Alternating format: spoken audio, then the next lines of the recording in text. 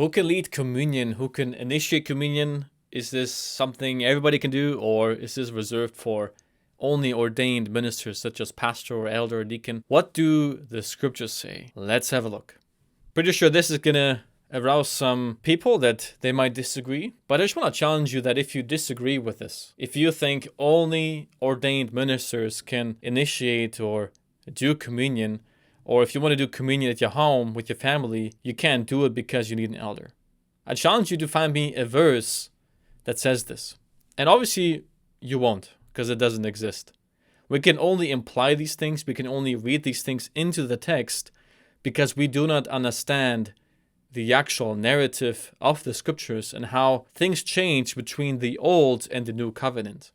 Because this belief often stems from the doctrine that only ordained priests can minister communion. They're the ones allowed to hand out the elements, the wine and the bread.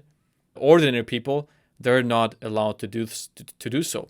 And this came from the old covenant, where only the priests, there was a priesthood, and they were allowed to serve and minister the sacrifices and all these things. Exodus 28 verse 41 to 42, it says, "You shall put them on Aaron your brother and on his sons with him, and you shall anoint them and ordain them and consecrate them, that they may serve me as priests."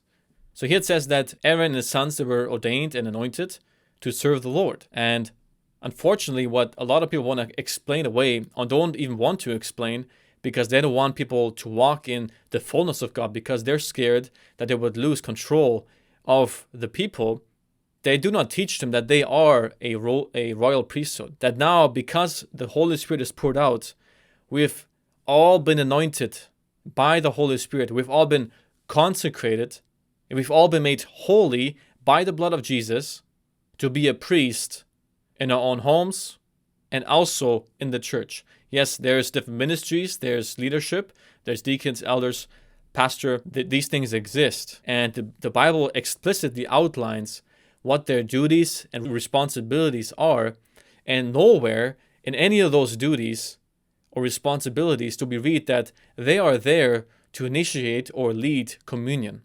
Peter said that we are a royal priesthood, we are a holy nation, because we've been bought by the blood of Jesus. And the reason we do communion is to remember the Lord's death. So when we want to, as a church, as a fellowship, as a family, if we want to remember the Lord's death and his return, we do that with communion. And it's pretty odd that some people are only allowed to remember the Lord's death with communion when there's an elder present.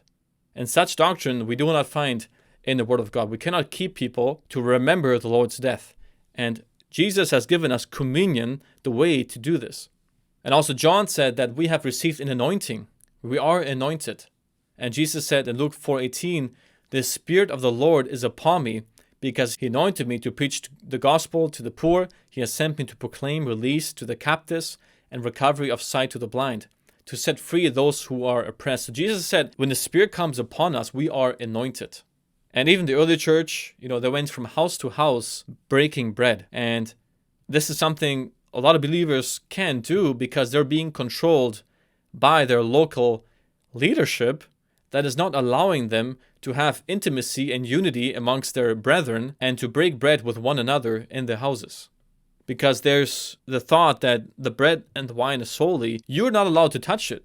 If you touch it, you're touching it maybe in an unworthy manner, maybe you're not clean, maybe you're not good enough. The question I have for all of us is, who is good enough? Who is actually worthy enough to be in the presence of the Lord?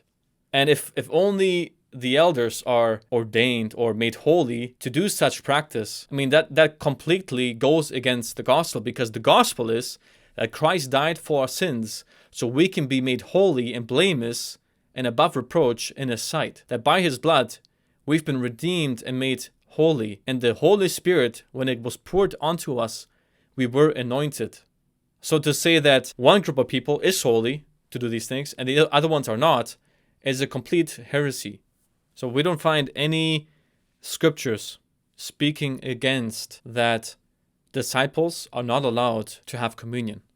How beautiful is it that we can live in unity through communion? We can come together and think about what the Lord has done for us, that He has cleansed us, that He has made us holy, that He has forgiven our sins, that He died for us, that He's coming back. And this keeps us in unity, because then we're not focused on all these different doctrines, but we're just simply focused on the Lord, and we're in His presence as we do this communion. And culturally, historically, the Lord's Supper was an actual supper. And I don't think they always needed an elder to be there in order to have supper. They would come together to have supper, to have fellowship as a church. And then during that supper, they would remember the Lord. They would take time to proclaim the Lord's death. And this is the context also of 1 Corinthians chapter 11, where Paul talks about you guys come together, but, one is drunk, one, looking out for the poor, the rich are just eating. So they were not looking after the body. So Paul's saying that, guys, don't do this in an unworthy manner, but rather look after the body and discern the body. Make sure that everyone is getting fed and no one is being left out. And that is the context of that whole chapter. We're going to do another video just on that. Can you take communion in an unworthy manner? What does that actually mean in the context of that whole letter? So usually if this is a doctrine, it is made out of fear, because they don't want people to practice this for themselves, because they think that only ordained people can do it because they have been consecrated or made holy by the Lord. But the gospel tells us that we've all been made righteous by faith through Christ. And then one is not above the other. We're all on an even playing field, and everyone has different gifts and ministries, but there's these simple things that we can all do.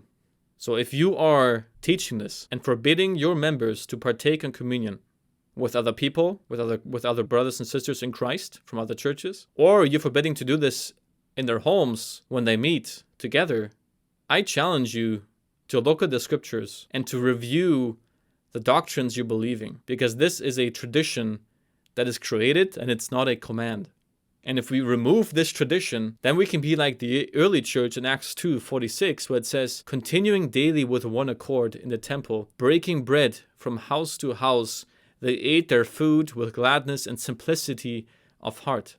So brother and sister, you are worthy. The blood of Jesus has made you worthy. You are not worthy, but He has made you worthy. Now we can come to Him in boldness, believing, receiving forgiveness, that He died for your sins on the cross. And we can discern this body, and we can receive it with thanksgiving, because we're discerning what He actually had done for us. Because for this reason, many are sick, because you are not discerning the body.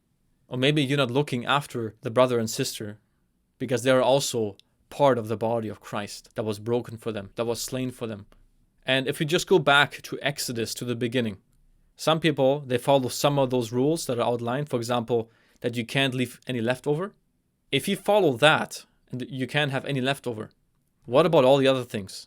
It says that the children, that this was a practice that was also for the children, and also every house did it themselves. They didn't have to go to a priest, didn't have to go to someone ordained or someone consecrated. They all did this in their own home. And it doesn't talk anything about a special priesthood. So we can't just pick and choose what we want and what we don't want. Let's look at the full counsel and what stories in the Old Testament, what doctrines in the New Testament can we find to back up our opinion or our beliefs. In the next video, we're going to look at what makes you unworthy to take communion. I'll see you in the next video. Bye-bye. Make sure to watch the next recommended video right here on the screen. And if you want to work with us to prepare your community, fellowship, or church for the Lord's return, visit our website for more information. We provide training, resources, and we equip the saints for the work of ministry so you can live by the life of Christ, be the light in your community, and make disciples.